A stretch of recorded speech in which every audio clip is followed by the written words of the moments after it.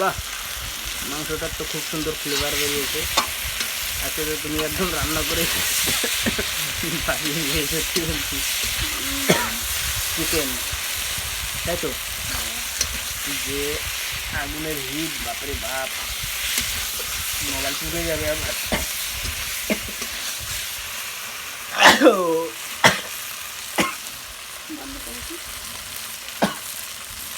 খুব সুন্দর, একদম চায়না কুকিংয়ের মতো আগুন বেরোচ্ছে।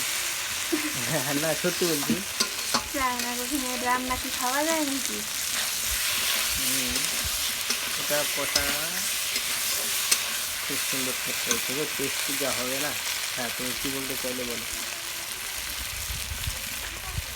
কি কিছু বললে? না, তাহলে জল দেবে না? মাংসটা ভালো করে কষিয়ে নিই। ও তাই? বাবা